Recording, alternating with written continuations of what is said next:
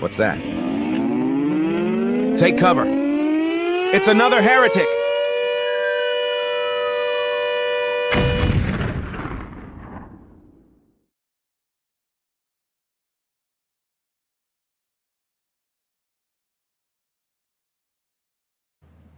All right, so I am recording. So Shabbat Shalom, brother Moon. How's your Sabbath going? So far so good. Enjoyed some coffee with my wife, and our daughters were going through all of they keep just stacks and stacks and stacks of all their coloring books and drawing pads, and they fill them up, and then occasionally they show us every single picture again. So we did that this morning, and then made some tea, and then you and I began to fellowship and started to talk about some interesting things. And I think we've planned an interesting discussion today Yeah. for Sabbath. I think it'll relate to a lot of current events, and then there is a potential prophetic angle to it. So I think it'll be interesting to talk about today. How are you doing? Yeah, I'm doing all right. I'm having some tea myself. This is a matcha cocoa tea that I've got that is pretty good. Just relaxing here on Sabbath day. I started working recently on Sundays also with a few clients that I teach English to. So Sabbath day really is my only day of rest now in the week, so I'm making the most of it. And I'm looking forward to the conversation that we're going to have about this. I'm going to represent a little bit like the normie side of this conversation because I didn't do too much research to understand some of your viewpoint on this. So I think I'm just going to represent like, oh, I'm the person that went out there and did what the government told me to do and what could go wrong. And so I'm going to represent a little bit of that perspective, which I think will make the conversation interesting because also, in our fellowship before we were talking about, maybe there is a use for technology as long as we understand the risks of that. So I'm looking forward to this discussion. Yeah, excellent. The position I'm going to take, I'm going to try to present my case with a lot of nuance, and only like I have a strong view and opinion, but it's also not without understanding that there is some nuance to this, and it's regarding something that honestly I've heard about my entire life. If I know that you grew up in a pretty standard Christian evangelical household, as did I, more from like a pre-tribulation Baptist Check your calendar starting May 7th. You'll need more than just a regular driver's license to board a flight. Pre-tribulation pre-wrath doctrine. So it's strange that now that I'm turning 35 years old here this summer, everything I've heard from that perspective, which, by the way, I reject. I don't believe in a pre-tribulation rapture or any of that. I believe we're going to live through what's called the tribulation if it hasn't already happened, right? But that's a different conversation. The point is that everything that I've heard, I see coming to fruition as far as the whole Standard Left Behind series is concerned, how it's presented. So I'm just flabbergasted that there's a lot of fervent and excited acceptance of a lot of this stuff from people with that perspective. Yeah. Because if it isn't the mark of the beast, it certainly is something that is setting us up for it. And yeah. And so my nuanced perspective accepts the fact that this probably isn't the mark of the beast, but this is definitely a turning up of the heat on that pot or that kettle. It's definitely an increase in the temperature. And and there's a lot that we can do to break that down because I see a lot of ways that it's being normalized in society. For example, I go to a gym here in Colombia and they have this fingerprint ID thing to get in the gym. So you don't need a key card that you scan, or you don't have to check in at the front desk. You just put your finger on a scanner, and then when I put my finger on there, my ID number pops up, so I know that it did verify my fingerprint and it knows me by fingerprint. And then I go in the gym. So I see this incrementally being introduced in society, even in innocuous ways. Like for a gym, it's kind of a gimmicky thing. Like they're the high-tech gym because you can get in with a fingerprint. And I've been at Airbnbs where they program the key lock to your fingerprint. And stuff like that maybe is innocuous, but it's definitely going to be part of this future beast system that will be used to persecute the believers. And I share your same frustration that there's so many believers who just think, oh, well, we're going to get raptured before that happens. So it doesn't matter if it doesn't matter to them if the technology gets implemented. It doesn't matter to them if they comply with it, because they think they're just going to get raptured away before it comes to any sort of a point where they would have to compromise spiritually. But I don't share that same belief that there's going to be this pre-trib rapture, or maybe not for everybody, who knows.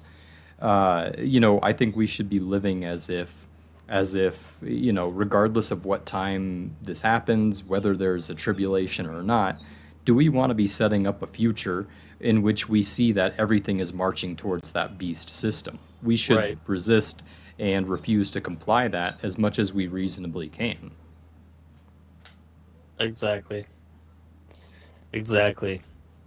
And we were talking about, I think it was King Hezekiah, right, whose attitude was basically, as long as there's peace in my days. Exactly. And that's a horrible attitude to have. Yeah, I feel like that's kind of the evangelical mindset. And so the scripture that we'll look at too is going to kind of concern this idea, because what's being used to sell this growing tyranny to us is just fear of one's neighbor, and fear of one's neighbor, fear leads to hate. Fear leads to hate. Of course, it's true. It's to death. Yeah, I mean, Yoda had it right. Right. For all you people out there who maybe think that Jesus didn't exist and you don't need a God, well, take some wisdom from Yoda then, at least, and know that, whenever you have a government telling you to fear someone, it's because it's just the most ancient tactic of divide and conquer. So fear of your neighbor leads to hate of your neighbor. And, we're commanded to love our neighbors and our enemies. So, I don't even think we've told people what we're going to talk about today, but what we're going to talk about today is the ID issue, the identification issue. For those of you who don't know, in the United States, American citizens are supposed to register or get a real ID if they want to fly domestically and internationally.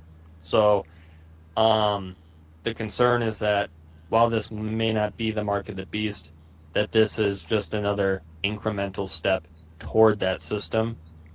And I have a lot of stuff that I've kind of sourced to show folks who are kind of either unaware of this, who may still think that this is a conspiracy theory or something like that, or who maybe might not think that it's as big of a deal as I would say that it is. And so if you have that link, brother, to that video I sent you, whenever you're ready, I think we can play this and then use this as a launching point for our discussion.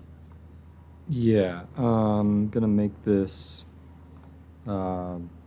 the full screen here. I'm going to adjust this a little bit.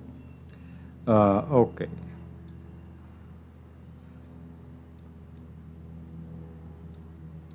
So the video, it's happening. America failed. Real ideas here.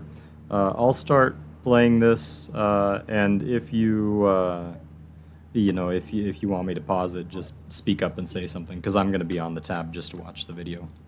Okay. Maybe I'll do All right, a check rate. your calendar starting like May raise 7th. hand or You'll something. need more than just a regular Can you hear that on your screen? Yeah. Yep. Okay. driver's license to board a flight. The TSA will begin enforcing real ID requirements at airports across the country. We've been talking about real ID for a long time now. We really have, and now it's here. It's happening. Things are getting real. The propaganda Can you arm for pause the it there? military-industrial complex Yeah. and the mass surveillance. Okay. You can go back and catch his, because his commentary is really good, but I just want to say something. Yeah. Because I've seen in comment section, and they're probably AI bots or something that are just propaganda. But Yeah. here's the thing. I've been talking about this for a long time. So many, even the mainstream media is saying, we've been talking about this for a long time. Yeah. As we listen to the video, you'll be reminded of how we even got here to begin with. It's not just about like a border crisis as much as it's about this phony war on so-called terrorism. Yeah. Yeah. So, but it's funny because people will say, "Oh, this is a conspiracy theory." You know, this what you're saying. It's like, no. We just saw here the mainstream media saying, "We've been talking about this for a long time. It's finally here." So, you know, people need to wake up because I think it's sad what's happening. You know, again, even if it's not the mark of the beast, it's sad that people have forgotten what it means to be an American, and even beyond that, what it means to be just a human being. So I hope that people really understand that Daniel and I are not coming at a place of judgment, you know, if you have this idea or not, or you think that it's a good thing or not. The point is that I think that there are biblical principles at play that people who call themselves, disciples of Messiah, that they need to really take some things a little more into consideration than everyone else. We don't have an excuse. So yeah, and it's also interesting as well because the Real ID Act, it says it was passed in 2005. That, you know, this is, of course, when they say they've been talking about it for a long time. 2005, we were still only a couple of years, like really 3 or 4 years into the war on terror at that point. Exactly. And and there was a lot that happened in President Bush's administration, which were huge violations of civil liberties, such as the Patriot Act and so forth. And patriotism was always, terrorism was always the boogeyman for it. And so nowadays, you know, maybe they put a spin on it like, oh, it's those immigrants. But really, at the beginning, it's almost not mattered what the excuse was. It's another layer of control. Yep, exactly. Yeah, so I'm sorry for interrupting, but I just wanted to give that disclaimer because, again, there's still going to be people saying this is just conspiracy theory. No, it's not. You know, there's a deadline. It's upon us. And it's just like any other issue that, you know, that people, it happens right underneath our noses and people don't care. So anyway, you can go ahead and play the video. I'll shut up. We can pick everything else up on the other end. Sorry. Okay. We'll watch this here. The propaganda arm for the military-industrial complex and the mass surveillance state have been preparing American minds for a big move that appears innocuous. Real ID. If you don't have your star card yet, you should probably think about getting it. The deadline to get that real ID is right around the corner. If you have not gotten your real ID yet, time is running out. The deadline is next Wednesday, that's May 7th. The real ID will be required to travel domestically on planes or get into federal buildings. The real ID deadline is coming up, and you'll need them in order to board a plane. The TSA's deadline for real ID is almost here, and authorities say they will be enforcing it. A real ID. The real ID deadline that we've been telling you about, it's here starting this coming Wednesday. The rubber is about to meet the road when it comes to real ID. That's right. You're going to need it to do things like fly across the country. No, your current Idaho driver's license is not a fake ID, but unless you've already gotten the star card, it's not a real ID. New at 5, we've been getting a lot of questions about the star card. We've been talking about real IDs or the star card for years. Now the real deadline to get one is approaching with no extensions. The real ID deadline we've been telling you about, it is here. We've been telling you starting Wednesday, you're going to need one to get into some government buildings or pass through airport security. Well, the real ID deadline is now less than a week away. The deadline is here. You will need a real ID or a passport in order to fly in the U.S. or enter most federal buildings. The Real ID Act. We call it the STAR card. And if you don't have the STAR on your driver's license or a U.S. passport, it will be harder, that is, to travel by air or to access federal buildings. Real ID becomes a reality. The deadline to get your real ID quickly approaching. Every air traveler 18 years of age and older must have a real ID compliant ID. Take a look at the new driver's license. See that star in the corner? It's not just a design. It's a symbol of something much bigger. A system it's a called pentagram. Real ID. What was that, brother? On the surface, it's about security. It's always about security. It's also a pentagram. Yeah. The star. I mean, if you want, people, I call me crazy, but I mean, really, star card? Okay. Yeah. You'll notice the imagery that he's kind of like fading over, right? Like superimposing over. I mean, come on, folks. Come on. This is 1930s, 1940s, Indiana Jones, where are your papers, right?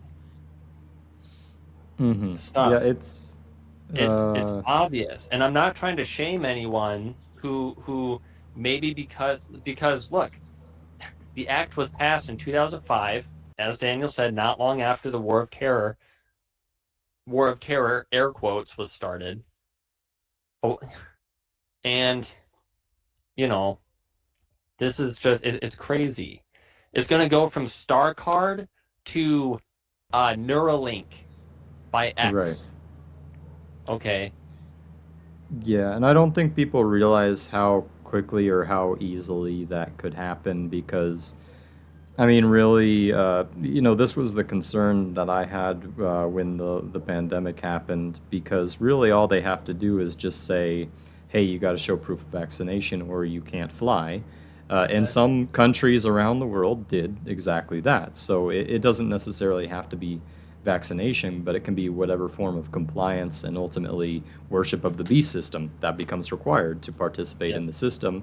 And all that hinges upon your identification. But I think I'm probably getting a little bit ahead of it. If you'd like, we'll continue to roll the video. Yeah, that's fine. Excellent points. Security. State security, national security. But peel back the layers and you'll find questions that should make every American pause. What's really going on with Real ID? Passed in 2005 after the 9/11 attacks, the Real ID Act was sold as a way to make America safer. It sets federal standards for state IDs, ensuring they're secure enough for things like boarding domestic or international flights or entering federal buildings. And it sounds reasonable, right? But here's where it gets murky. To get a Real ID, you need to hand over your most personal documents, a birth certificate, your passport, your social security number, 2 proofs of where you live. These aren't just checked, they're digitized. They're stored and shared across state databases. Every detail from your name to your address locked into one new system you can't see or control. And by May 7th, 2025, if you don't have one, you're grounded. No domestic flights, no international flights, no access to federal facilities, not without a passport. And this looks and smells like stronger centralized control hiding behind the mask of safety and security. And why would anybody be shocked? The general welfare is always the alibi of psychopathic control freaks. And it's never for your safety, and it's always about more control. Here's the kicker. States are required to share your data with each other through a national network. The Department of Homeland Security says it's to stop fraud, to make sure you're not holding multiple IDs. But what happens when all that data, which amounts to your very identity, is in one place? It's a hacker's paradise, a government's wet dream. Critics, including the ACLU, warn that this could be a surveillance gold mine.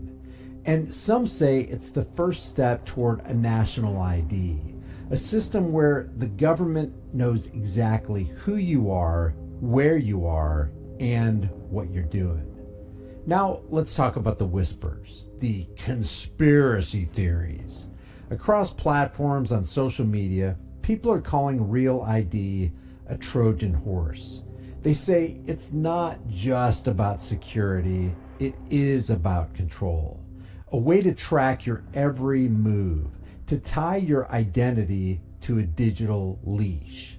Some even fear it's a backdoor to a globalist agenda where your freedom to opt out vanishes. Soon you'll need a Real ID to go out to dinner, enter a library, pay rent, get fuel, or even buy food. Is it all paranoia? It could be.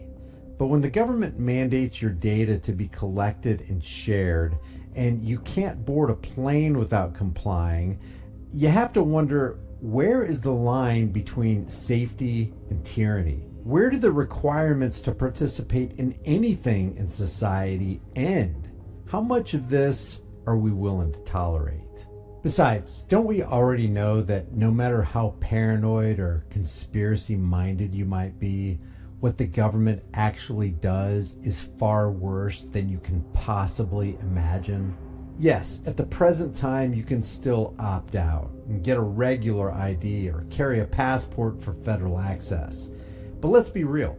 How practical is that? They're going to make it as inconvenient as possible. Real ID isn't mandatory yet, but it's being woven into the fabric of daily life. And once it's the only key to travel or federal access, then what happens next?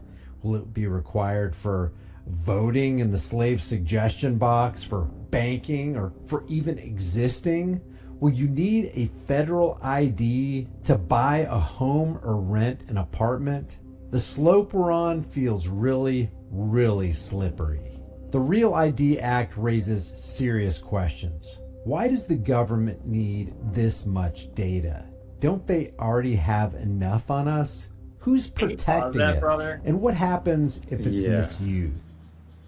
Can you go back? I missed that statistic up in the corner. How many? It said how many out of 5 people show up? 1 in 5 flyers showing up without compliant ID. Oh my God. I'm sorry for such an exclamation, but I'm sorry, brother, but this seems obvious to me. I missed that the first time I watched it through. We don't have to watch completely to the end. What are your thoughts? Because I know when we were talking about this earlier, before we started recording, you had mentioned that you have this. You have the Real ID. Yeah. I don't. I'm not going to show my ID, but I know that up in my upper right-hand corner, I have a black circle with a star in the middle. Yeah. I don't have the Real ID. What's on your identification? How did you have to get it? And what are your overall thoughts in general? Yeah. Well, I mean, to be honest, I've participated also in a program called Trusted Traveler, which is like an expedited biometric system it's like an add-on to the passport. So, I've used not just that star card, as they call it, but also the rest of it. So, I think I actually did so like almost immediately after the law was passed, because you have to remember, when they initially passed the law, they tried to make it immediately effective, and they said, like, okay, you've got a year or two where you can comply. There was actually so much initial protest to it that even though this law passed in 2005, they're barely now 20 years later finally getting to a point where it's like, okay, we've finally overcome the resistance and you will have to get this in order to fly. So for already years, civil disobedience has prevented this law from being actually, for actually the government clamping down on this. Yeah. Now, you have to show, as they mentioned, a couple forms of identification. So, like, you can take a birth certificate or your social security card, like the original. And I had a passport, so I think I brought that with me. But then you have to take, I think they said 2 proof of residence. So, like, I printed out a bank statement that had my parents' address on it because that's the government address I use.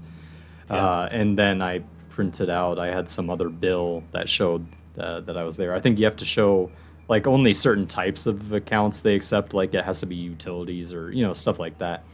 But anyways, they try to verify your identification also through whatever form of proof that you provide. So if you provide bank statement, they're going to contact the bank and see if that's actually your account and blah, blah, blah. Right. So they do verify that stuff. So you have to voluntarily give them some level of access to your personal life to get that information, to get that processed. I saw on YouTube one person said, "Oh, I don't want to stand 8 hours in line at the DMV," but actually at the DMV in the small town where my parents live, it was actually pretty quick to go through that process. And then I think they re-verify like a fingerprint and take a picture, and then they just issue a new ID card that's got that on there. And you had to pay for that, didn't you? Yeah, I forget what it is, but yeah, you have to pay some sort of a fee. So I think it was like at the time, maybe my license was up for renewal anyway, so I just did that verification in addition to getting the license renewed. So, because for me at the time, it didn't really seem like a big deal, and maybe I represent the normies on this in that I don't think this is necessarily a key step towards the beast system, but it is another step in that direction. And eventually, like they talked about in the video, I think the conclusions of it is he was spot on, is like, okay, right now, Real ID is just for flying internationally or certain federal buildings, right? So in the future, like they said, it could be used to verify banking. Like, let's say, Trump says, hey, these terrorists, these cartels, they can just get bank accounts so easy. We got to fight terrorism, and you got to have a Real ID for your bank account now. Right. Well, I understand what you're saying. Can I offer some pushback and like what my initial thoughts are? Sure. Yeah, so first of all, that's crazy, like that whole entire process. But I think that what it reveals is that the point, like you had to, like most people will, well, I can just show them, proof of my employment, so that's like proof of my banking. Like there are times where I've had to offer those documents, and I do also volunteer that information.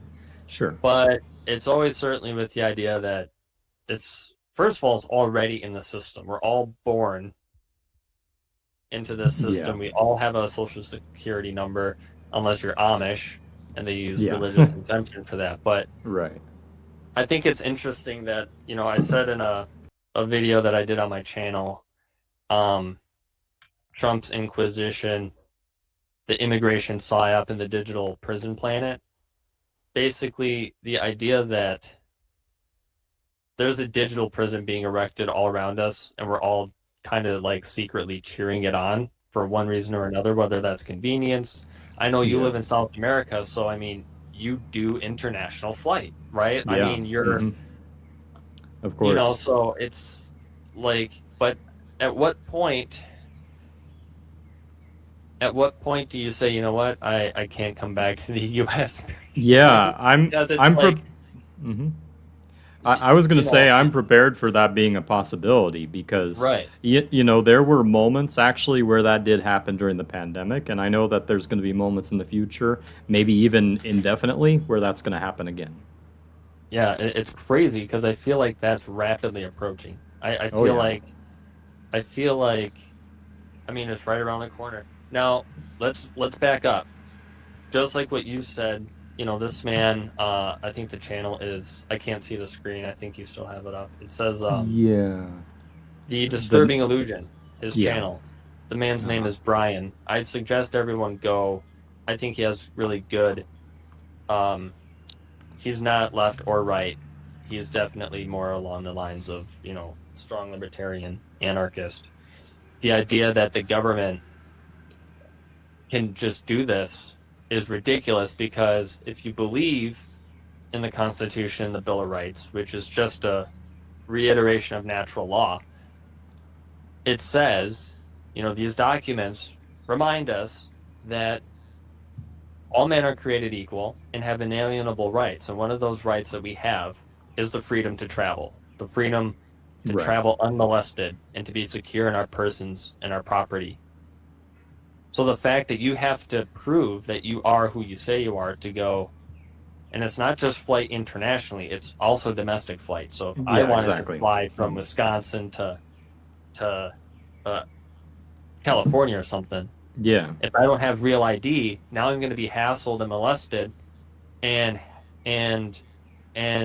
you know, detained until they can figure out, you know, it's ridiculous, right? Yeah. I have the natural right. That people think that the government grants them the right to travel. And I've had people say this to me with a straight face. Yeah. That only citizens are allowed to travel. It's like, what part of all men are created equal? Yeah. And have certain inalienable rights: the right to free speech, the right to travel, the right to have life, liberty, and the pursuit of happiness. But backing up, you mentioned the war on terror. Yeah. You know, you have things like the Patriot Act, and then they tried to implement this. And I remember people like, oh, shoot, we have 2 months to do this? Okay, right? Or, oh, we have 2 years to do this, right? And people flocked and they rushed. That was a test. That was a test, okay? Yeah. Fast forward, you mentioned the war, you know, COVID-19. Yeah. Well, remember, we had the war on terror was launched in the early 2000s after the Inside Job. The war on terror, okay? So Muslims become the boogeymen.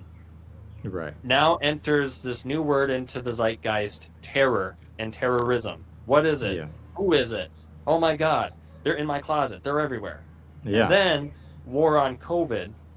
The war on COVID. People forget the that it was invisible called enemy. War on COVID. The forever, it's another forever ambiguous enemy. Mm-hmm. And now and now here we are, 2020, what, 5? Yeah. 2025, Donald Trump gets elected. And if you haven't been paying attention, from Trump's first presidency, 2016, right? Yeah. We can talk about this, Daniel. 2016, you know, the idea starts bubbling up in conservative society that immigrants are actually what? Terrorists. Right. This threat of terrorists coming across the border. Donald Trump is here to fix it.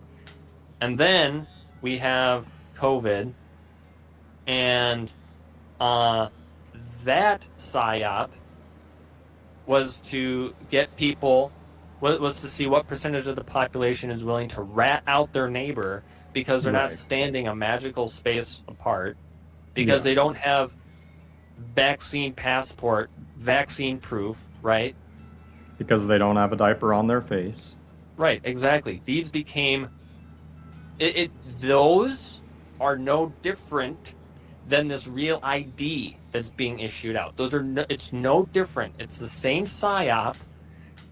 They're just testing to see what percentage of the population, what can we use to get people to be, as you said, compliant. Right. And that statistic is shocking. Only 1 in 5 Americans show up to the airport with non-compliant ID. Right. And I am willing to bet that half of that one are just people who just are completely oblivious, and Yeah. and now that they've been informed, they're going to run to their DMV Oh, yeah. because they don't want to wait in line for 8 hours. Right? Exactly. So it's still an even smaller percentage of Americans who actually know and understand, no, I'm not playing this game, Yeah. which is crazy to me. Yeah, exactly. I think there's But very few anyway, people. sorry to interrupt you. The last thing I wanted to say is now, under the new Trump administration, we see very intense deportation measures, a destruction and like final undergirding of the First Amendment, the right to free speech. Right. Again, another natural, God-given, inalienable right given to all men who are created in the image of God, regardless of Right. country, origin, religion, race, sex, all that stuff, right? I mean, this Yeah. is what I was raised on the teat of America. Yeah. I have military background. I had there was no one who was more Star-Spangled Bannered than me. Yeah. Mm-hmm. And I'm telling you, this is an abomination. This is just flouting our God-given inalienable. It's insane to me. Yeah. And now, anti-Semites are now the new terrorists. Anyone who is anti-war now is the new terrorist. Oh, you support terrorists. Yeah. Oh, you don't think we should bomb the crap out of Russia? You must be a Putin apologist. You're a terrorist. Right. It's just absolutely ridiculous. So now people, because they're afraid of immigrants, they're afraid of, being called an anti-Semite, they're afraid of not having enough COVID shots. They're like, yeah, makes sense. Let's just all go get the real ID. And I know that you have it, brother. This is not a slight to anyone who has it. I understand. Right? But at what point do we stop and say this is ridiculous? Because it's going to go from, as I said, it's going to go from being a stupid piece of plastic that you keep in your wallet to being something that Elon Musk has sold to you. Yeah. Yeah. I don't think it's any coincidence that, Trump has always been really closely allied with tech people like Bill Gates and Elon Musk. And, Elon Musk is all about saying in the future we're all going to have injectable technology inside of us. Yeah. And we're going to merge with the AI in some sort of, Peter Thiel sort of, fantastic way in which this helps us and makes us better, theoretically. Surrendering our sovereignty in terms of our data and stuff, I view it as kind of a humiliation ritual to fly and stuff. Because, if you don't have, for example, what's it called, the TSA pre-check, you still got to take off your shoes and you might have to take off your belt. Stuff like that, do you think that's really preventing terrorism? You're being humiliated in order to fly on an airplane. And there's a lot that the government does just to see how far they can push the compliance. And that's only going to intensify as we get into the future. And the more, interlinked these things become, the more of an issue that could be. Let's see if we have to run your ID, for example, for you to get employment. Maybe you need to have additional verification for that, and so on and so forth. And, at the end of the day, none of the justification for, oh, this fights terrorism or whatever. You'll notice how society seems to always have a boogeyman like that. There's always a problem that we're fighting against and it's never resolved. Yeah, exactly. Because now anyone can be a terrorist. Anyone who says, hey, I think that people who come here to find a better life and take us up on our offer that we're a city on a hill. I mean, I can't blame them. I would too. People forget that part of Christian evangelical history, part of the lore, is that we had it so bad over in Europe and had religious persecution so bad that we were chased from one country to the next under threat of punishment because we didn't baptize a baby. People forget about that. And if your country is war torn, it's in famine, and there's a genocide going on, because those still happen back in history. Take any war you want, it's ethnic cleansing, it's genocide. Forget about current events. History rhymes, history repeats. Yeah. So it's so sad to see people willing to rat their neighbors out, rat their enemies out. Okay, so what? Yeah. So you're scared of them, and you think that they, quote, took your job. You're still commanded to love them by Jesus Christ. Yeah. You're still to remember that you were once a foreigner and in bondage to one degree or another. So you should understand and help people in their quest for freedom, not hinder them. These people are like Pharisees standing outside the kingdom of God, tripping people. Yeah. It's so sad. Can we pull up that what's that Trump quote that I sent you, that you sent me, sorry. The LA Times article, his first administration.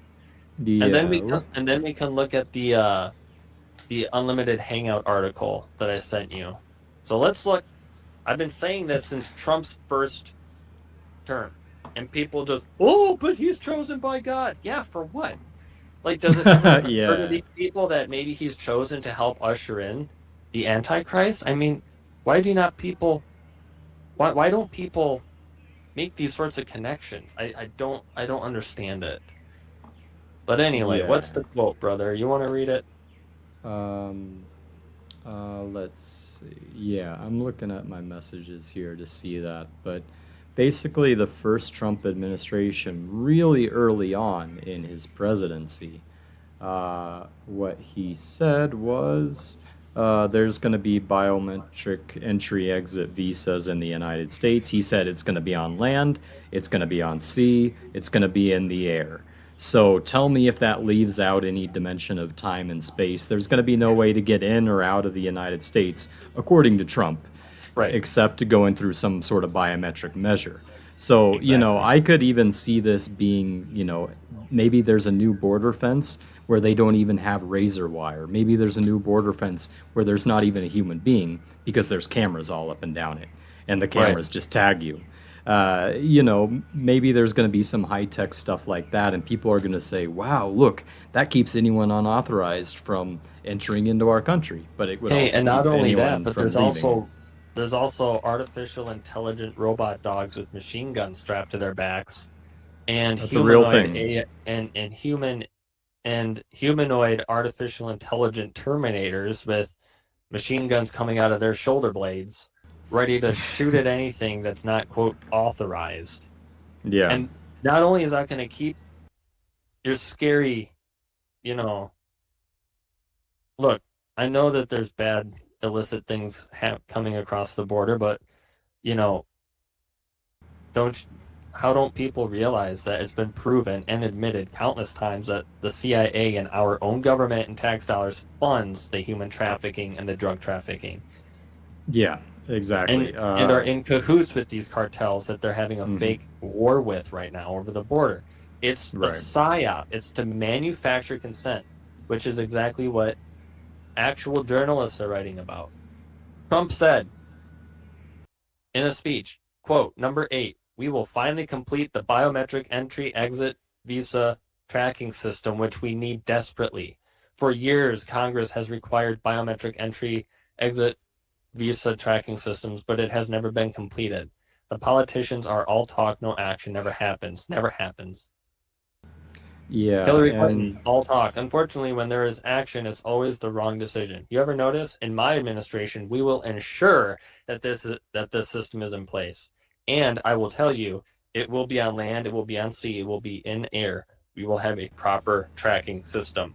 Now, a couple things. Number 1, wow. Communist China much? Social credit system much? Yeah, and tracking, this is Satan's electronic equivalent of God being omnipresent and having omniscient knowledge. It's being used for the system's purposes to track their tax cattle. Yep. For example, there's no way for me... Panopticon. Yeah, exactly. It would be very difficult. I don't want to say impossible, but it would be very difficult for me to go somewhere where my passport or some other form of ID would like not be tracking me. Like maybe if I crossed, I don't know, a border, like crossing through a jungle rather than a border crossing, maybe it would be possible to avoid a system like this tracking me. But, you know, multiple governments know where I am and they've got all sorts of technologies used, like passports and different checkpoints like that, to figure out exactly where I am. And they can decide if they want to restrict my ability to travel around one place or the other, as we saw during the pandemic. You know, I agree with what you said earlier. This is a God-given right. It's not granted to us by any government. You know, interestingly, Colombia's constitution does have freedom of movement as one of their things in the Bill of Rights, their equivalent to the Bill of Rights. But like everywhere else on planet Earth during the pandemic, what's written on a piece of paper wasn't honored by the government. And we see time and time again that the government's going to take whatever inch of power that they're given, whatever little bit of control, and at some point it's going to be abused. Yeah. It's, man, I mean, they sure, it's, you know, from when you're connecting the dots, it's easy to see, okay, this percentage plus this percentage, you know, based on these two lies, you know, that's the total aggregate of the population who is going to bow. Yeah. And it's only 1 in 5. 1 in 5 people show up to the airport and say, oh, I'm sorry, I didn't know I needed that. Or they say, yeah, I know that I, quote, need it. You can go kick rocks, right? The person Yeah. it's a difference between people who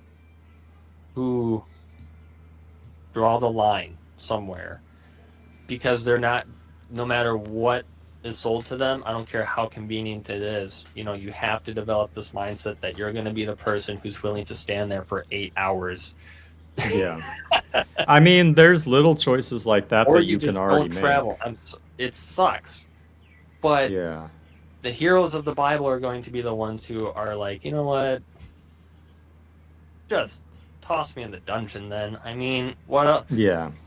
You know, you cannot fear those who can only destroy the body. Right. Yeah, and at some point, it is going to become the beast system, and so once we recognize that the framework, the infrastructure for that's being set up, it's already our obligation to resist within what's reasonable to do.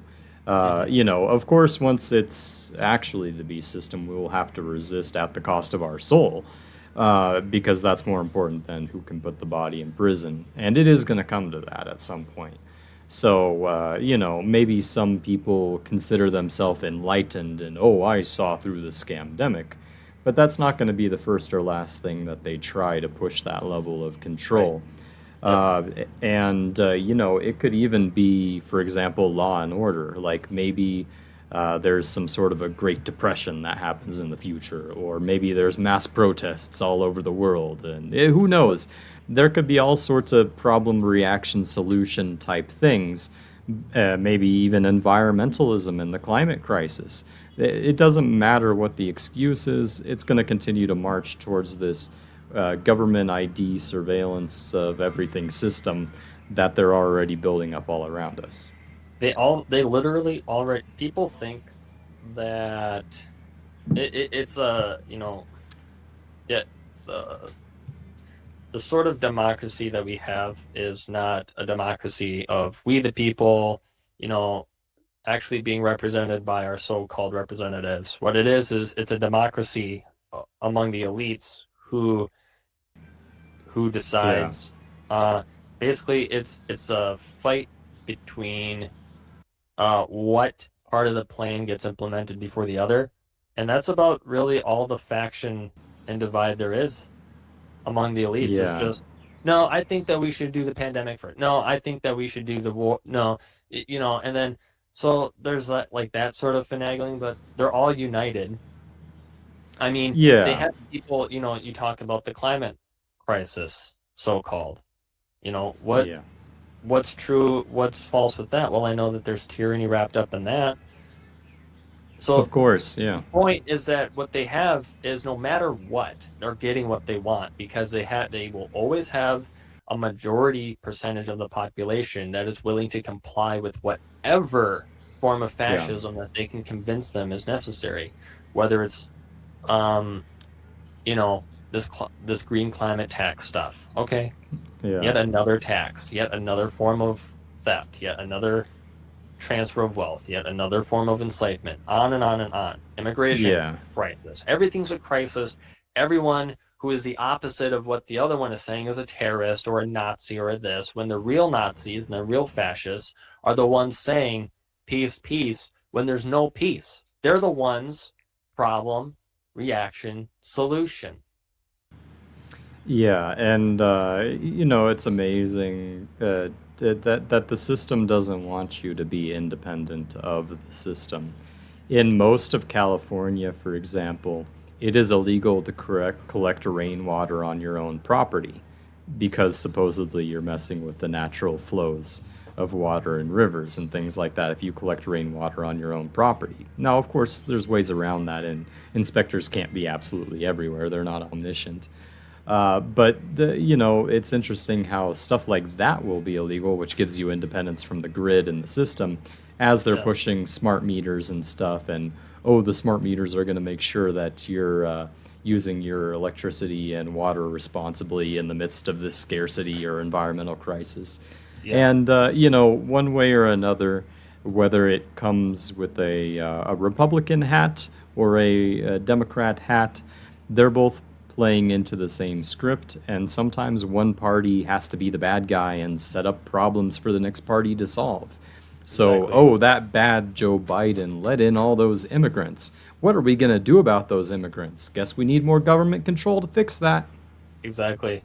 What's crazy though is that most people don't know if can you pull up that article by Whitney Webb on Unlimited Hangout? Yeah.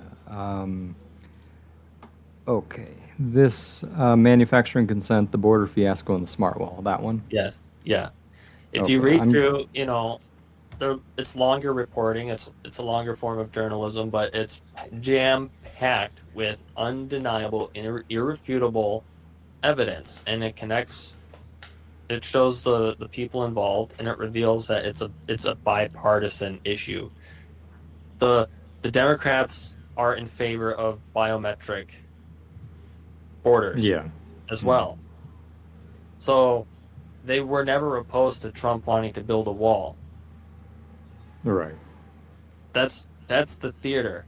It's divide and conquer. So Right. Trump precedes Biden, says we will have it in my administration. He didn't get it his first administration, did he? No, because he was stalled. No. Why? Oh, because the Democrats were opposed to him building a wall. Wink, wink. Right. Biden gets elected, and then, of course, under Biden, right, the progressive from hell, the Stalin of our time, the globalist, lets all these so-called illegals in. Millions upon millions upon millions of people who are violent rapists, criminals, blah, blah, blah, blah, blah, blah, blah, blah, blah. Yeah. Trump gets, quote, justified and gets an overwhelming mandate, coincidentally, his next administration. And wouldn't you know it, oh yeah, his administration's getting it done. He's keeping his promises. That Yeah. 5D chess paid off. Yeah, according to the billionaire elite backers who Yeah. installed all of these puppets to bring about their digital panopticon. Yeah, exactly. Peter Thiel Go ahead. Peter Thiel basically grooming JD Vance, and JD Vance just like becomes Trump's vice president. Yeah, go figure. You know, Peter Thiel, Palantir, the whole thing about, you know, him just being a contractor for the government, for the military industrial complex to So was Elon Musk. help the government better surveil Americans. So Yeah. that's who backed Trump. That's who is surrounding Trump right now. That's who's in his cabinet. So it's no surprise that people are being deported just without due process. They're making all sorts of mistakes, violating people's God-given rights. It's just insane to me, brother. It's insane. Yeah, and again, I think the divide and conquer. If anyone at this point is still listening, I think they probably have the consciousness to rise above it. But that really gets most people, and it's frustrating to see people play into that because people who sometimes otherwise are really intelligent, they get caught to that red versus blue, or if we just elect the right person, then that'll fix everything, when the whole system has its own life to it. And even reforming the system is just going to make the system more resilient. And a lot of people don't see, I guess, the spiritual aspect of it, that complying with these things, and encouraging the participation of these things and all the rest of that, at some point that same technology that's used to make our life convenient is going to give us an all or nothing choice. Are we going to be totally locked out of society, a society that we set up for the beast system, Right. because we had complied with it all along the way? Right. Yeah, people say don't bite the hand that feeds you, but there's two hands holding food out for you. And I think I'd rather bite the hand of the the hand that I know that's harming me, right? Right. Yeah. Um, And at the end of the people day, God can. people make fun of groups like the Amish, right? They view them as so backwards, right? Or like even uncontacted tribes. Oh, they're so uncivilized. Those people are the freest people in the world. They're the freest people in the world. And the Amish, how did we get here? Because they looked around and they started drawing lines and they said, no, this far, no further. Right. Okay. But there's not a lot of time between horse and buggy and the automobile. And there wasn't, and then the gap between,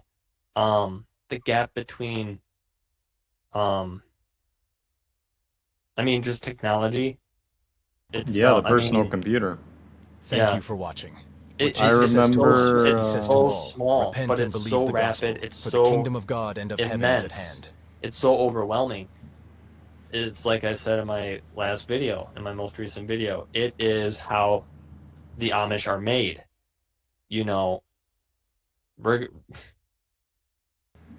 Yeah, and they have to, we have to be willing to draw the line in the sand, and sometimes I think the Amish were right all along, and sometimes I think maybe I should just ditch all this technology and learn how to raise barns with the Amish, because it's going to get to that point. yeah, when people are it is walking going to get around to that talking point. to each other telepathically with artificial intelligence being their every thought,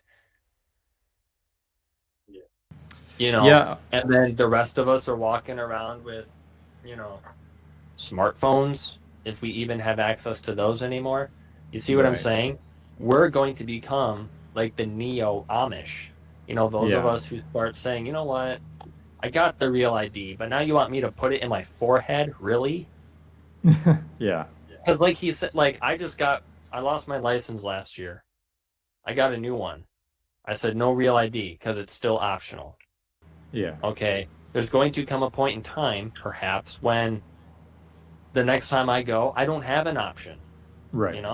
My ID will now expire in 10 years, I think. So yeah, the next license I get might just get shoved into the system begrudgingly. I'm going to hate it. I'm not going to fly, so I'm not going to use it because I don't like flying anyway. Not when helicopters and airplanes are somehow colliding. Like, what the heck's going on, But it's like... Yeah, the parts are just falling off of planes, and sometimes you wonder if they're just neglecting to do the maintenance or something to save money for I don't know. But yeah, it seems risky. It makes you wonder if that's not part of the thing, to get people like me. Oh yeah. I'm a landlubber. Okay, Yeah. I'm not strong in the water. I've been to the ocean. It terrifies me. I can't go to a public pool without getting anxiety. So I'm not traveling across the sea anytime soon. The only way out of this country for me would be in an airplane. And now that's not even really an option anymore because of 2 reasons. Airplanes falling out of the sky for inexplicable reasons and whistleblowers about it being killed Yeah. mysteriously Yeah. or suicided, right? There's that, and then there's this real ID thing. So I'm landlocked anyway, so Yeah, I mean, I still choose to fly, but I kind of have that in the back of my mind. I have a really cynical thing, like whenever they do the safety presentations before we flying, I try to just be respectful to the flight attendants and treat them like a human being. Like, okay, I'll watch their presentation because they are, they have to deal with people's eyes rolling as they do the safety presentation. But it's like, if the plane's going down, there's a pretty good chance that I'm not just going to be able to use the flotation device to survive it, Right. like, so I understand with flying that I'm very much in God's hands, and so I always pray for safe travels, and I know my mother and my grandmother pray for that, but I wonder if that's not somehow intentional to play into some other narrative they have of everyone just needs to stay in their little 15-minute city because it's so dangerous to go out of your 15-minute city now. And so I don't know if maybe somehow that's going to play into it, or in the future, oh, you can fly, but you only get a couple flights per year because you got the carbon credits. And who knows if they start doing other stuff like that. Like you say, your license is valid for 10 years. What if you only get so much gasoline per year because that causes carbon emissions? Right. Yeah. Yeah, we're going to have to find, we're going to have to just, really the only plan is fear not, ultimately. Exactly. Yeah. And to love God, keep his commandments. So, at the end of the day, the only borders that I'm really truly concerned with are the borders of the kingdom of heaven, whether or not I'm on the right side of that line, and you're trying to get other people across that line as much as possible. Otherwise, I don't care. I'm not afraid. People have been terrorized, literally, by one psyop after another, to the point where even so-called God-fearing, Constitution knowing people, they're it's just really sad to me. It's really sad because yeah, I don't know. I have nothing more to say on it, really. It's just kind of like disheartening. Yeah, it is, because if you go down the rabbit holes far enough, you realize that these systems are engaging in modern day slavery, modern day exploitation, and it's done with our tax dollars, and it's done with our compliance. And then there's people that think, oh, well, the authorities are put there for a reason, and it's sad, of course, to see that compliance. But like you say, at the end of the day, really the only thing that matters is if the kingdom's territory is expanding and what the borders of the kingdom are, metaphorically. And so, we can't change, aside from our own personal compliance, what's happening with the evil worldly systems that are ultimately satanic at their core. But we can change, at least for those who have ears to hear and eyes to see, maybe help them to recognize the situation for what it is, so that they don't just fall into the beast system without realizing that they have a moral obligation to resist that. Yeah, absolutely. I remember being in elementary school, fourth, fifth grade, and one of my favorite subjects was social studies, and I loved learning about early America. I really did. I remember having a decently strong education into the founding of our nation, at least the pretty standard patriotic version of events, without all the hidden history aspects to it. And I just remember hearing quotes like, "Give me liberty or give me death," and being so enraptured by their stark rebellion towards someone of authority as great as a king, so called. It was just so inspiring.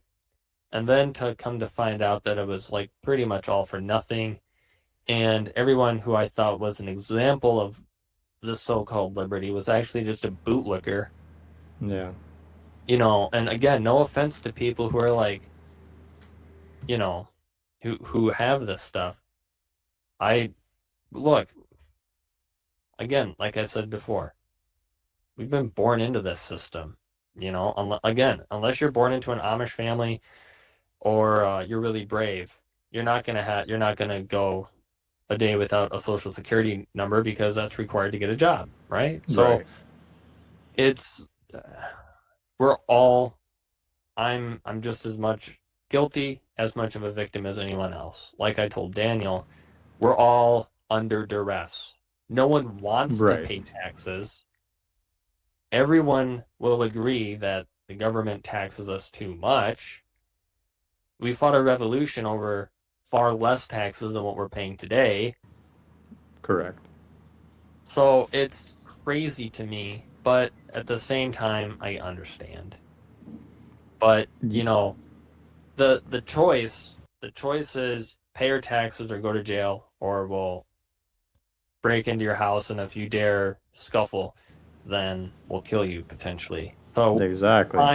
fine, imprisonment, or death for not paying your taxes. Even so, it's by coercion. It's not voluntary. Not voluntary. So we're all under duress here. It's really sad. Yeah, I'll talk with you a little longer, brother. Just not much longer. I'm gonna yeah, get I'm to having lunch gonna with my family and stuff. But I mean, like, what would be your concluding thoughts? You know? Yeah, I'll give my concluding thoughts and then I'll press the stop record in just a few minutes here. Okay. But yeah, it's like we're under duress in the sense like you can't avoid paying taxes. You know, even if you go to another country and immigrate to another country, as I have, I still have to report all my financial assets to the United States government. I still had to pay taxes. It's just a non-negotiable. And if I don't, well, guess what's going to happen when I go through an immigration checkpoint at the airport or something like that? Right. There's no way to avoid, you know, presenting myself at some point or another to a checkpoint if I want to go see my parents. And so some of those things, it's like, I trust that, first of all, I mean, I have to be vigilant to understand if I'm giving up in any way a sort of sovereignty that belongs to me. For example, during the pandemic, I refused to comply as much as possible. I never got the jab, for example. And so there are times where we're going to have to resist authority. We're going to have to choose to accept that, hey, we're cut out from this, that, or the other part of society. And that's just the cost of maintaining our spiritual integrity. But our spiritual integrity is more important than even making a living if it comes to that. God can provide for us. Right. Amen. Yeah. Very well said. I hope that people, it's the same thing for me. You know, some people are further along in their discernment journey on this than I am even. You know, I'm still ignorant of a lot of stuff. But yeah, like what you said, hopefully people just keep that ear to the ground and learn. And if they were at any time skeptical of what we were saying, and now they're kind of like beginning to see, oh, this does have serious implications. You know, just don't fear. Just know where your line is. Do some investigation. Don't trust people just because they say that, you know, they have their best intentions, your best intentions at heart. You know, Correct. because ultimately the only kingdom on this earth and outside of this earth that matters is the kingdom of heaven. When Jesus returns, it's not going to matter what nation you're from. It's not going to matter. We're all going to be one and united with God. So part of it is just allowing old kingdoms to die. God is trying to call a people out of Egypt. Egypt supposedly stands for this symbol of the world. Well, there's nothing more the world than its political structure, because that's ultimately, I mean, government is like the truest manifestation of like the evil of mankind. Right. All you have to do is just look through history to understand what happens when some person gets it in their head that they're better than other people. They get power and resources enough over those people to where they become subject to them. And then next thing you know, they're fighting wars. We know that that's bad. We know that that's the history of mankind, yet people still insist to keep repeating those things over and over and over again. And something's going to give. And when Christ returns, he's not going to care if you were an American or if you were a Palestinian or if you were Canadian or European. You're someone who he created in his image, who has violated his commands, and he will hold you accountable for all of your sins. And one thing that you will be held accountable for, on the topic of immigration, go to Matthew chapter 25 and read that. And I want you to consider what Jesus says here in verse 41. Or sorry, in verse 37 through 41. I'll close on this, brother. Okay. He says, starting in verse 31, when the Son of Man shall come in his glory and all the holy angels with him, then shall he sit upon the throne of his glory. And before him shall be gathered all nations, and he shall separate them one from another, as a shepherd divideth his sheep from the goats. And he shall set the sheep on his right hand, but the goats on the left. Then shall the king say unto them on his right hand, Come ye, blessed of my Father, inherit the kingdom prepared for you from the foundation of the world. For I was an hungered, and ye gave me meat. I was thirsty, and ye gave me drink. I was a stranger, and ye took me in. Naked, and ye clothed me. I was sick, and ye visited me. I was in prison, and ye came unto me. Then shall the righteous answer him, saying, Lord, when saw we thee an hungered, and fed thee? Or thirsty, and gave thee drink? When saw we thee a stranger, and took thee in? Or naked, and clothed thee? Or when saw we thee sick, or in prison, and came unto thee? And the king shall answer and say unto them, Verily I say unto you, inasmuch as ye have done it unto one of the least of these my brethren, ye have done it unto me. Then shall he say also unto them on the left hand, Depart from me, ye cursed, into everlasting fire, prepared for the devil and his angels. For I was an hungered, and ye gave me no meat. I was thirsty, and ye gave me no drink. I was a stranger, and ye took me not in. Naked, and ye clothed me not. Sick and in prison, and ye visited me not. There's a lot of thirsty and hungry people right now in places like Yemen and Gaza because they're being starved to death. But anyway, I digress. So, verse 44, Then shall they also answer him, saying, Lord, when saw we thee in hunger, or athirst, or a stranger, or naked, or sick, or in prison, and did not minister unto thee?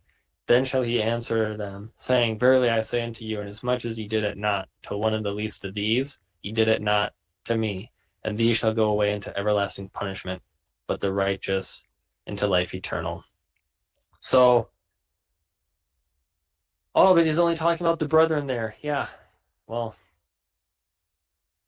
Jesus was always pretty close to the people who were considered the down and out in his days, the people guilty of crimes, the outcasts, the filthy, the ragged. Jesus said, love your enemies, friends. That's a non-negotiable. You have to find, it's hard, but Jesus says count the cost. If you die loving your enemy, is that any different than dying loving your neighbor or loving yourself or loving God? Like people are just afraid, I think, of death. But there's a certain way to prepare yourself so that you're not afraid of death, and it's following Jesus Christ, living in his word and doing what he says. You'll have no fear of nothing.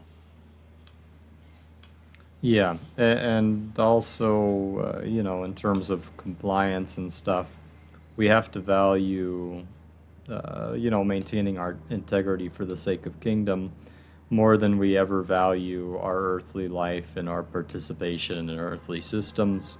Yeah. Maybe it'll be more or less costly for people to abstain from that, but, we have to not be afraid of death and not value our life more than anything that we might be tested with spiritually. Exactly. You know, there's always these like little tests throughout history. I'm just reminded of the whole Civil War thing. You know, at one point in history, it was illegal to help people escape brutal slavery. Mm-hmm. Think about that. It was illegal to look upon another person with humanity and try to help them out of a bad situation in our own country. Okay? Yep. That's insane.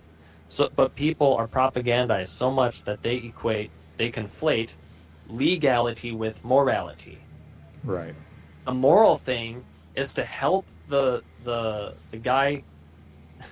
I'm not gonna say too much here. Yeah, well, we can continue that maybe another time.